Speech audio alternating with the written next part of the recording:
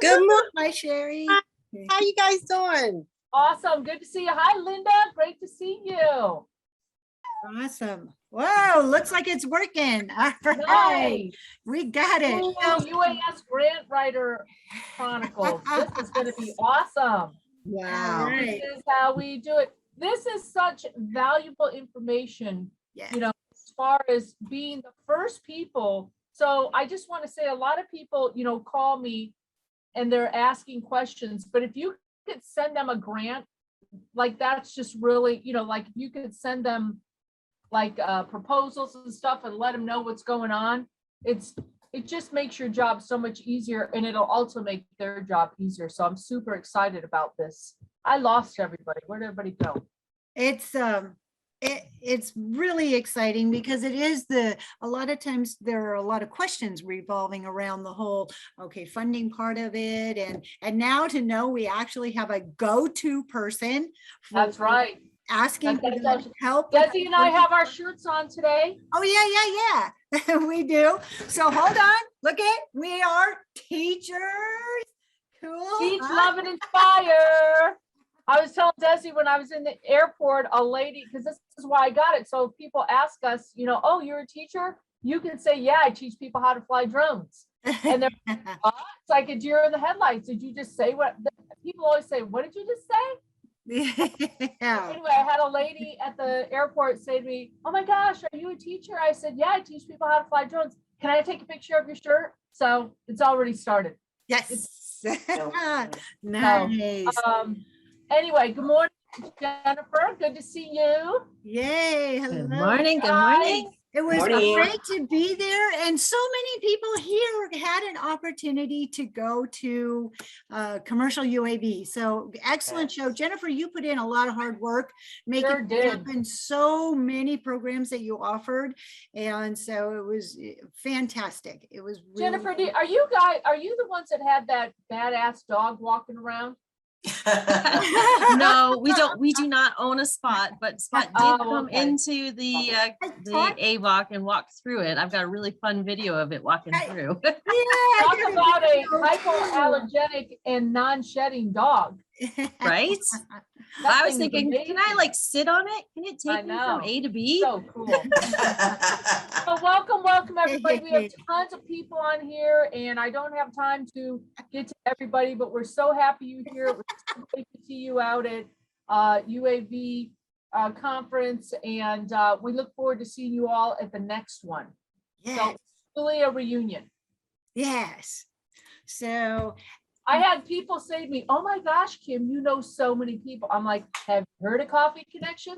Yes. Somebody comes up, networking. Kim players, we're like this. You know, we're like running into each other's arms. You know, everybody was just so happy to see each other. So yeah, you guys made me look popular. Thank you very much. Well, all of us did, right? Everybody's like, who are these people? It was just really good to see everybody. Okay, so we have popped over to our guest speaker again. She's ready to share her screen. I think it's jumped in there a few times actually. So we are super excited. We're going to be moving forward now with our spotlight speaker, Renee Jones-Welch. Thank you so much for joining us. We are super excited to hear about grants and information like that. You are our go-to person, and I'm going to let you go ahead and share your screen. Tell us more information about it. Good morning. Good morning. Do you see me? We see your screen. Perfect. That's even better. That's what I need you to see. I see you too. You're over here on the side. Good. Hello, everybody. I'll just start by saying, oh, I don't feel good today. So it would only figure that I would have some technical difficulties. So if you see me with the notes below, I never do that. But it was important for me to just make sure that I can note some things. So just in case, we're okay. And I know I'm amongst family. Right. Thank you, Women in Drones. True. Sharon, Desi, and Kim, and my shero there, Jennifer.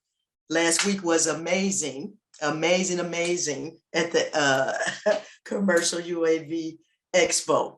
And so when Desi asked me to jump in, I thought, what better than to share the information that I had received based on all of the wonderful people that I stalked and nabbed and talked to. Okay, I'm not admitting, am I? No. So, okay. And recently, for those that don't know, I've just recently hung my shingle. This is me as a second career person, but my business and my LLC is actually called Drone Grannology. So I am really focused on funding logical, clear, concise proposals or bids, depending on if you are public or nonprofit, funding proposals that'll get you a little extra earned income. So I'll jump right in. Grantsmanship. I just wanted to say a little something about it. Grants aren't just about money, because what you guys do and what I saw and what I heard, which is much more than that. You save lives, you save time, you save resources. Just like drones are tools, so are grants. So I met so many people who were voluntold, and they were unofficial grant writers because they work for a team, and it's like, yeah, you're up, you do it this time, who has time? And so I was welcomed by the community when I said that I would actually be able to do a little writing. So I want to just jump into this instead of all the other stuff that I had. I always go rogue at my presentations, but I'm excited to talk to you. Here's a couple of things that I found out about project types in the UAS space. The folks that I talked to were either in one of these three project types, in the midst of developing a pilot that would create something new. So for instance, I talked to a few STEM curriculum providers that maybe wanted to try something, or they had maybe done a camp or a one-time event, and then now they want to develop a pilot program because, for instance, now they have a partner with the school district, for instance. So I met a number of those good folks. I also met folks that wanted to scale up based on a record of success and what they had done in the past with their organizations. They wanted to scale up an existing program to reach more folks. When I think about women in drones and I think about your outreach, for instance, I think about scaling some of the things that you do to different regions, to different areas. The other group was in the area where they wanted to extend an existing program into a region that didn't have it. Like, for instance, on my last day, I sat in with drone responders, and a lot of the firehouses maybe had one UAS team. In the meantime, the others in the area didn't, and they were looking to extend the existing program based on what they had done. Does that make sense? Give me a thumbs up. All right.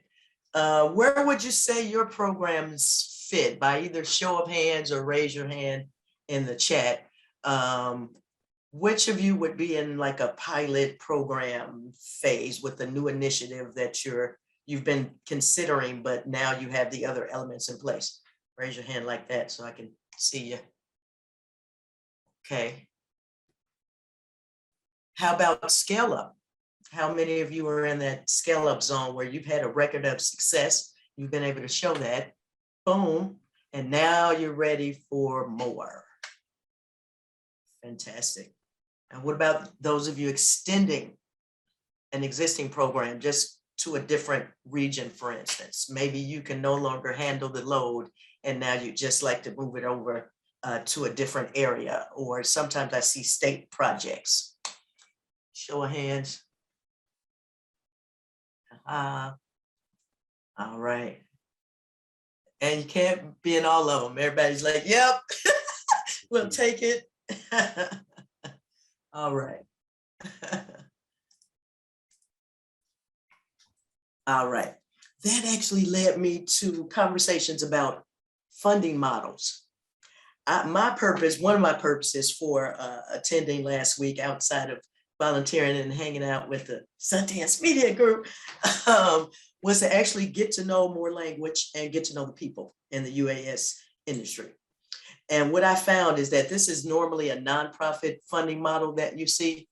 I'll have to drop in the chat the link, but it's a resource out there called 10 Nonprofit Funding Models. It's on the site of ssir.org. And I think it's applicable to most of the people that I talk to. They felt in one of these areas, and these areas go by funders. So for instance, a local, well, a big better, sometimes you'll find that donors have a pot of money and an interest in something they want to do. Sometimes I think of a Shark Tank and they put it in on that, versus you normally find the policies and the beneficiaries and the public practice. Those are usually foundational state types of grants. A local nationalizer, you guys at Women in Drones have gone way beyond that. So I might put you in the resource recycler because of the fact of the scaling to more and recycling resources, right? So I just urge you to take a look at this. I didn't want to take up all of our time, but this is a good one. And it helps to kind of put you in a category, which then helps us to be able to target where we might be able to find grants at, like grants for public good versus grants for doing good. I talk to a lot of people, for instance, that want to do mentoring projects. That's a very different look than scaling a STEM project throughout the state of Nevada. So take a look at this resource. This is going to give you just a little insight into when we talk about funding models, kind of where they sit. Does that make sense? Show of hands. They're out there. All right. Then I found myself talking about funders. A lot of folks ask, what's on the horizon? What's going on? We know what we're doing, but what's happening? And we even know where the money is.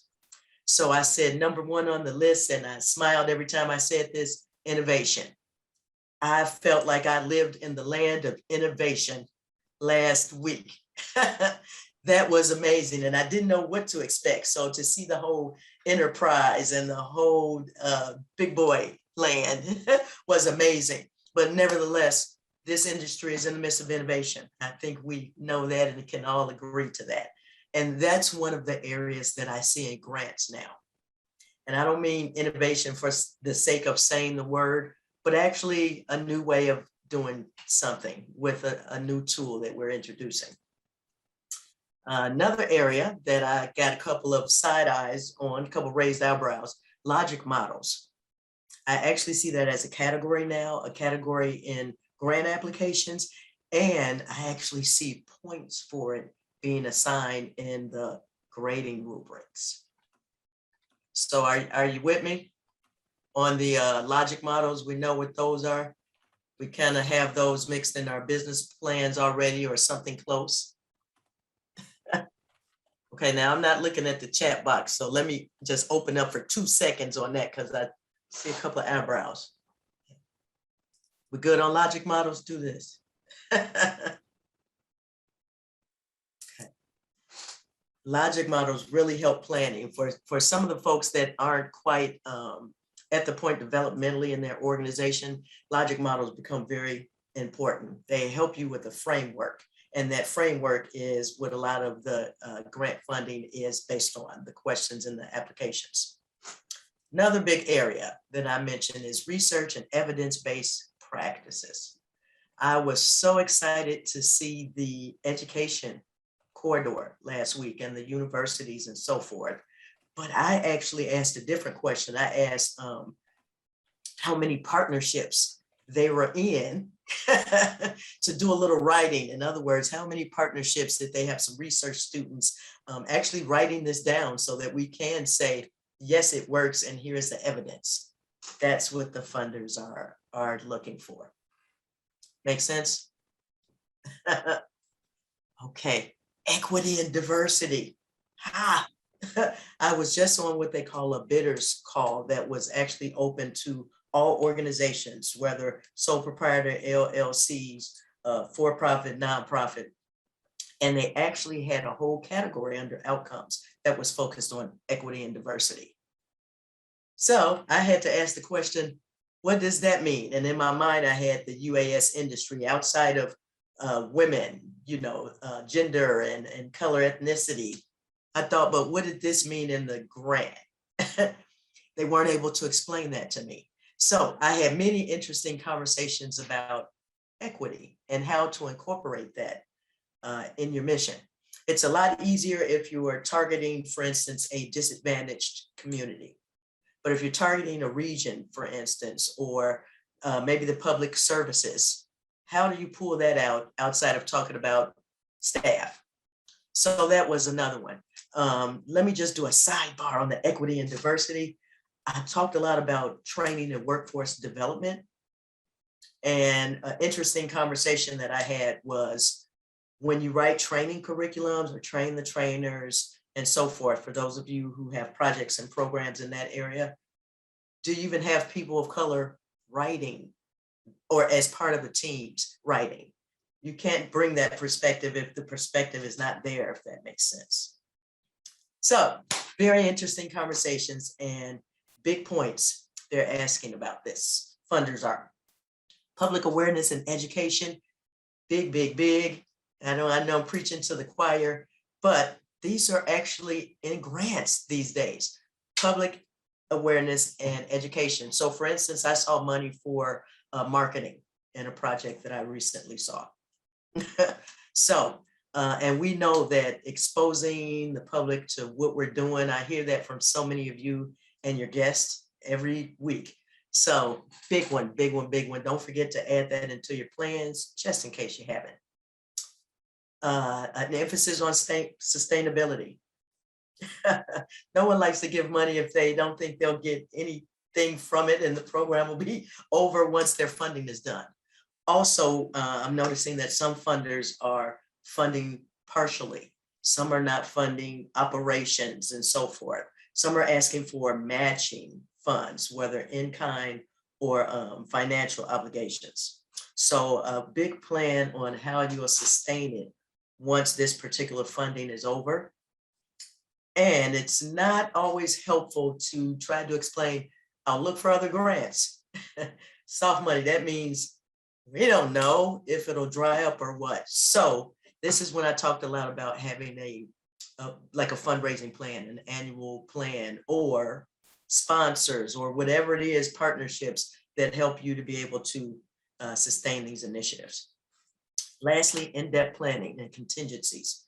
For instance, due to COVID, we all needed backup plans to the many people who had, for instance, workforce development and in-person training to do, whether it was schools, whether it was programs, whether it was services. Now funders find it pretty helpful to see that you've done planning and that you have a contingency in case something else happens based on this world that we live in. Started to name this like VUCA, that volatile, uncertain, ambiguity is in the mix. We're in the midst of complex things, all things that funders are now considering as the grant world is getting more and more and more competitive. All right, I'm going to keep rolling through this, almost done. Hope you can see this one. All right. This is, now I call myself pulling this out from the narratives that I noticed from nonprofits. Okay, so needs analysis. This is where the rubrics and the points come from. Your work plan. Outcomes are big. Data collection and evaluation. Oh my goodness. And all of the data that I'm sure you guys are already collecting, but just wondering how you're now using it and able to articulate it as you talk to funders or potential partners. This is a big one. Of course, program design and implementation. I mentioned that equity focus, so the equity action plan. They're looking at long-term impact. So that takes us back to the logic model, for instance, where you're able to map that framework out. I see more letters of commitment now, where they want the actual partner, not a letter of support that says, yes, that's great group, I support them, but a letter of commitment that says, this is what we will do as part of this project or initiative. So these are the points that I find most often in the nonprofit, federal, state type of grants. Renee, can I cut in real quick Oh, for yeah. a question that I have? So for one, Delissa had made a comment about equity can be as simple as having information available in different languages, which is a really cool comment.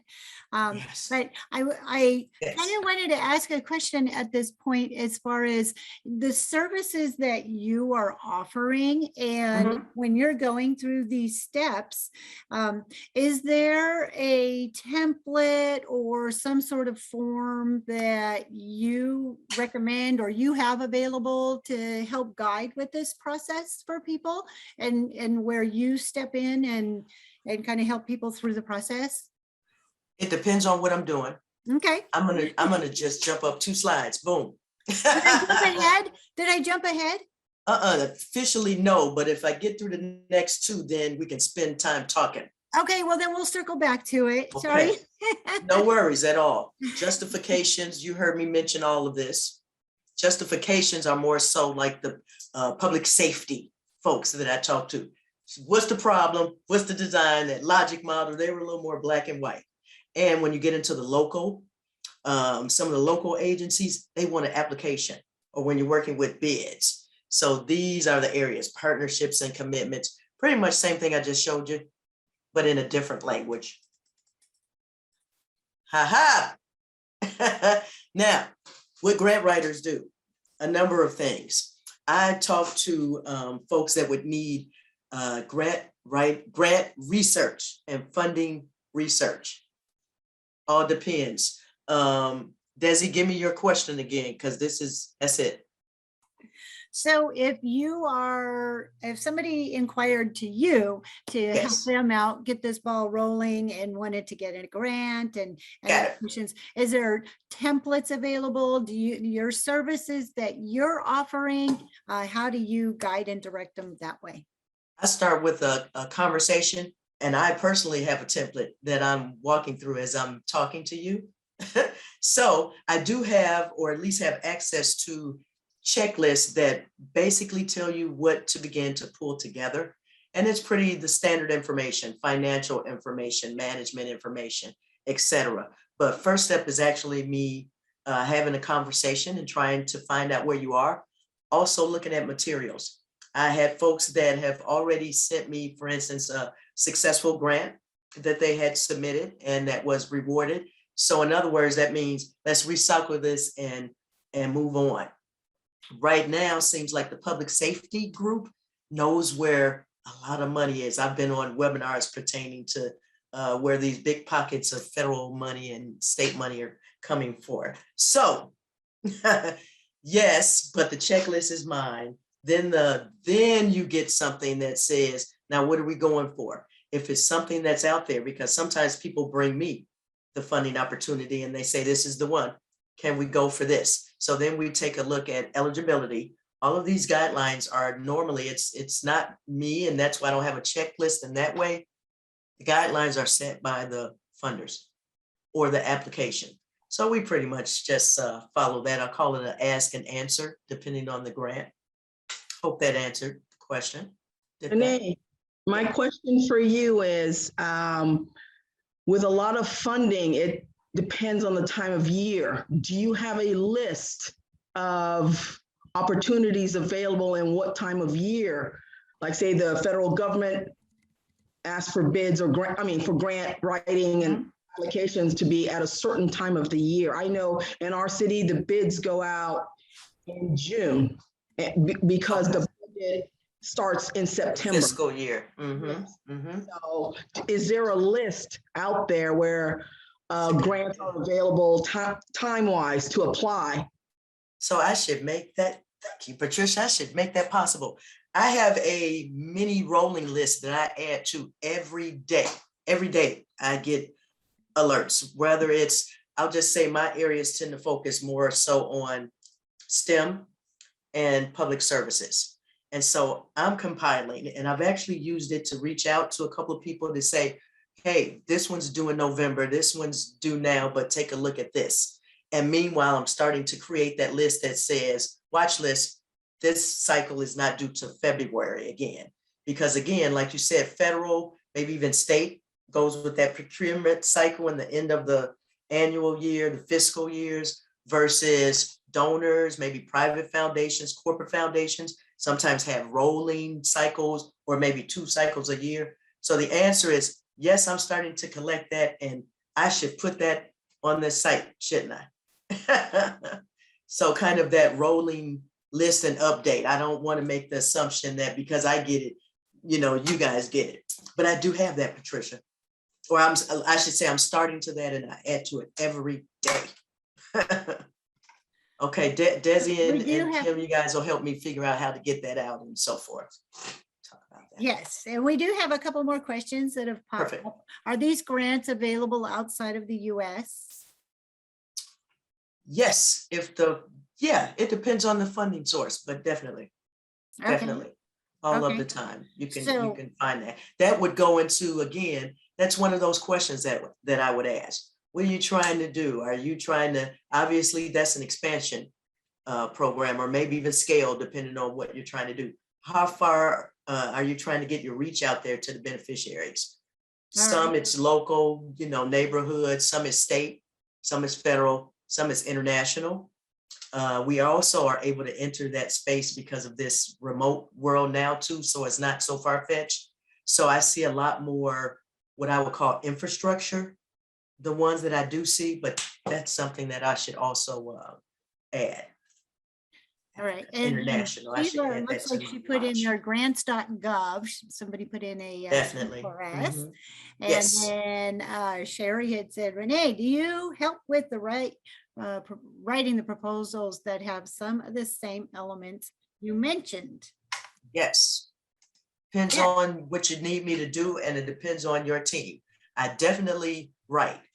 For instance, grant writer fees go according to the hour or by the project. It goes by whether it's a federal, state grant, or private funding or corporation. It goes by how lengthy it is and maybe how many members you have on your team or not. That's not a problem. And the due date. But I'm kind of like a car mechanic. We don't do commission. When you take your car, you pay the car deal, you don't say, well, when I get back, you know, I'll come on back.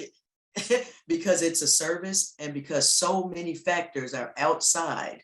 Like my job is to write content, but it's based on the worthiness of your project and how we can articulate that. So I often work with you or a team member as a subject matter expert. Mhm. Always, always. So again, it just kind of goes anywhere, and it depends. Sliding scale.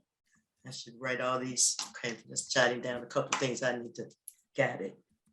Questions, other I think questions? that kind of summed up one of the other questions that we had about the fees and kind of how your fees are structured, and Mhm. it would be tailored more towards the type of work that is needing to be done. Yes, how much work and who you are and what's happening.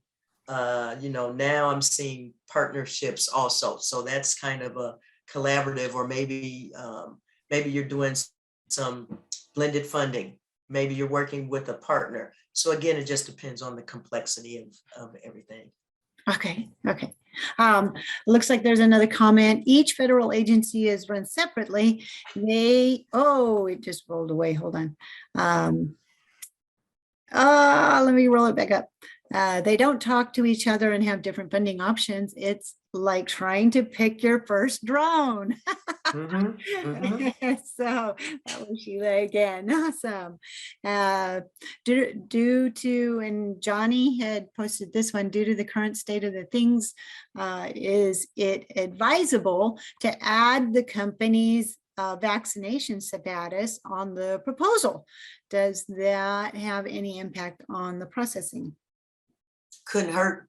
I have not actually seen that yet or called out, but I bet you that couldn't hurt. All right. I'm not sure. I'm sure that would fall under something around safety, which I know, depending on what you're doing, would be a part of the narrative or the justification. So most definitely, I can see that. I can see that with public service and a lot of the programs that are attempting to move from remote to back in person, back face to face. I So agree that definitely. would fall under a good part of the safety precautions that you have Mhm. put into place. Yes, Something good that would be. yes. I good. should also add another service that I've talked a lot about is review. Sometimes you got somebody that can slam a proposal because, for instance, I tell a lot of people, take what you have, alter and modify what you need accordingly, kind of customize it accordingly, or personalize it if you're working with a client, and resubmit that. That's what it's all about. And funders are waiting. They have money to give away, and that's what they want to do. If you can meet their interests, that's the most important thing right now. If what you do meets the interest, that's why I tell people all the time, don't chase the money, cultivate the relationship so that they will work with you year after year. I've heard many of you sounds like you all are in partnerships or things where you've worked on over the years to create something. So same thing. I think that's good advice for business in general, right? Yep. That's- Yeah, well, a lot of people actually don't do that. They see something and they say, I want to go for that. And I'm like, oh, but you don't do that. Exactly. That's the first thing grant reviewers notice. If you say I'm going to mentor 500 kids and then I go to a section that says it'll be 2 people, something's wrong. If I'm a grant reviewer and it says you're going to mentor 500 kids in the STEM program, and you are not connected to a school district or some type of after school, out of school program, 500 kids won't fit into the church basement with 2 computers. So it's so many things that you can see when people don't do it, because grant reviewers also have subject matter experts. So the UAS community, it's somebody behind the scenes that's generally reviewing for content, somebody that's reviewing for like expertise, and somebody that's kind of checking for operations, if you will, feasibility, or, you know, they're coming with different areas when they're actually reviewing. So instead of chasing the money, we write down clearly and concisely. That's where that logic model also comes into play. Say what you do, mean what you say. Then we find a funder who's interested in that. Maybe it's a donor. We don't know. Maybe it's a corporation. Maybe it's for public good, and then we go over to the feds with a big FEMA or something with a big plan. So then we can target, and you stand better chances that way. Focus on what you do. Awesome. All right. Often, that's another thing about fees. We often don't do commission because grants often don't pay for that. In some grants, there's actually language that basically says, that's on you, not our money. We'll fund, you know, program or project, but no, that part is on you. But I was gonna say, okay, no. But another way that I have been written in, I'll put it that way, in the past has actually been through additional services. So say, for instance, you don't have an evaluation plan, and I'm keeping an eye on your maintenance, your reporting. You've got all of the data, but I tell you what I'm gonna need to complete their report. For instance, that comes 2 times before the year is up.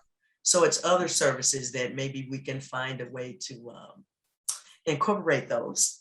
It may be recycling. Like I said, we might submit one and be waiting, and here comes another one. And we just need to do a little regrouping and slam it and submit that one as well. So it's a number of services that come throughout, and even post-grant. Even if you're denied, to be honest, the conversation with the point of contact is so important. So even keeping that relationship going, because they always let you, a lot of them let you resubmit and so forth. They actually tell you why you didn't get the points or what happened. So that's always very helpful. Did I answer the questions? Yes, we do have a couple more, and then we're going to break to our Okay. breakout sessions. All right. So the first one is back to the fees again. Do you even have just maybe a ballpark of where somebody would be looking at? Is this service, is this $100, $1,000, or $10,000? You know what? I have been, I'm going to say I've been averaging, depending on the agency, 100 to 150 an hour. I am putting together something that looks like it'll be about a 10-hour project. It's basically, it's redoing the grant. So that's going to incorporate everything from all of our phone calls, all the way down to my role with submission. But then it's some larger ones. it's some really quick ones that are coming up too. So I'm going to say in that ballpark, if we go hourly, if we go by project, it also depends on the amount. Like some of the mini grants, it's one in Nevada now that ranges from 5,000 to I think about 20,000. So I'll call that a mini grant. So I'll just assign a fee to that based on the work. And again, all of those other factors, if I'm actually writing it or not, or just reviewing. Awesome. Thank you for Mhm. answering that one. We have one more and then we'll go to our breakout sessions. Great. Do you write content for businesses or profit? No, for profit, sorry. For everybody, Profit or not? because everybody, I'll write whether it's bids, whether it's through the city, whether it's through the county, whether you are a for-profit or a non-profit. So I'll write. Grant writing is definitely about writing and knowing how to piece it together. And it also comes with me working with you. If you don't have an evaluation plan, and that's what they're asking for, we got to do something about that. So in other words, I can't write what's not there. So sometimes we have to do a little work in between, but it's very much a collaborative relationship, very much so. So I'm going to say projects have ranged anywhere up to, and I'm thinking about now, I'm new to the UAS grant writing zone, but not to grant writing. So I've seen me go anywhere from $500 to $5,000. It was one of those $500,000 federal grants that took months. I actually had a timeline. So those are a little different. Me working for 1 week versus 3 months, that makes a big difference. So hourly or project. And I am so excited about this industry. I want to work with you. I want folks to get this money out here. It's out here and we got to go get it. And so I'm certainly willing to work with everybody. And if you say women in drones, Oh, there you go. Keywords right there. family discount right there. Awesome. Awesome. All right. Well, did you want to finish up? the Last one. slide This is real actually the quick? last slide. Okay. Don't forget, when you're thinking about funding, core case for support is major. You got to have that statement, core case for support. Why do you need money? What's your competitive advantage? Why you? And priority initiatives. If you can tie it to the priorities of the whatever and the whoever you're writing on behalf of, then we've got this thing. Lastly, that's me. There you go. There you go. Screenshot that one and reach out. Okay. Looking forward Can to you throw talking that to everybody. information? Can you put that information into the chat as well? Uh-huh. That way, later on after the breakout session. Got it. Uh-huh. Yeah, there we go. All right. So Cool. with that, we are going to create our breakout sessions. We thank you so much. I know I'm sorry that there is some more information popping in there, but we do need to go to the breakout rooms.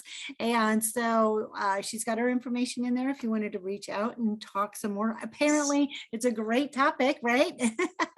Yes. Renee, I would be super excited if I was you getting into the drone space as well. I mean, I'm sure that you can't even imagine all the opportunities that are out there to bring drones into the classrooms, to bring drones into first responders, to bring drones into just so many ventures, things that we haven't even thought of yet. So yeah. Yes. We got to have a Great. funders track at the next decision. conference. Yep. Yes. Thanks. So our topic today in the room is just to keep this conversation going. You know, where are you on that growth platform? Are you looking to expand or just getting started?